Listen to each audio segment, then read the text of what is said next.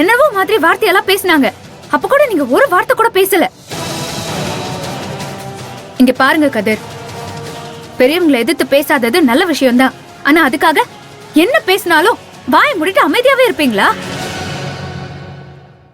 சரி, என்ன விடுங்க. வேற யாரோ ஒரு பொண்ணா இருந்திருந்தாலும் இப்படிதான் பேசாம இருந்திருப்பீங்களா? உங்க மனசாட்சிக்கு கொஞ்சம் கூட உறுத்தல? இங்க பாரு நர்மதா, அம்மாவை பத்தி உனக்கு நல்லா தெரியுங்கிறதுனாலதான் நான் அமைதியா இருந்தேன். நீ இவ்ளோ வருத்தப்படுவேன்னு தெரிஞ்சிருந்தா நான் அந்த இடத்துல கேட்டிருப்பேனே. இதுக்கு முன்னாடி நீங்க சண்டை போட்டப்பெல்லாம் நான் அமைதியா தானே இருந்தேன். அதனால நீ அவங்கள புரிஞ்சுக்கிட்டேன்னு நினைச்சு நான் அமைதியா இருந்தேன். இந்த பாரு, அதுக்காக அவங்க பண்றதெல்லாம் சரின்னு நான் சொல்லல. தப்புதான், ரொம்ப பெரிய தப்புதான். அதுக்காக நான் உன்கிட்ட மன்னிப்பு கேட்டுக்கிறேன். தயவு செஞ்சு என்ன மன்னிச்சிரு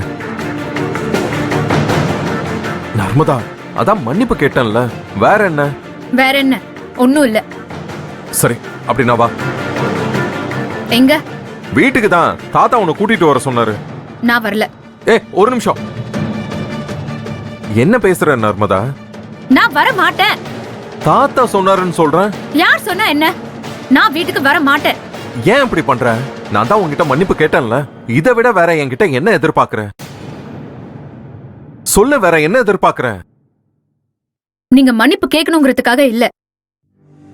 என்ன அப்படி ஒரு மோசமான வார்த்தையை சொல்லி சொன்னாங்கல்ல,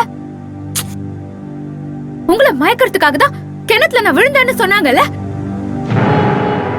அது இல்லன்னு நான் ப்ரூவ் பண்ண வேண்டாமா? சொல்லுங்க கதிர், ப்ரூவ் பண்ண வேண்டாமா? நர்மதா, அது இங்க பாருங்க, என்ன ஆனாலும் சரி, என் மேல தப்பு இல்லன்னு ப்ரூவ் பண்ணிட்டு தான் நான் அந்த வீட்டுக்கே வருவேன். அது வரைக்கும் நான் இந்த ஊரை விட்டு போக மாட்டேன். ப்ரூவ் பண்ணிட்டு தான் போவேன்.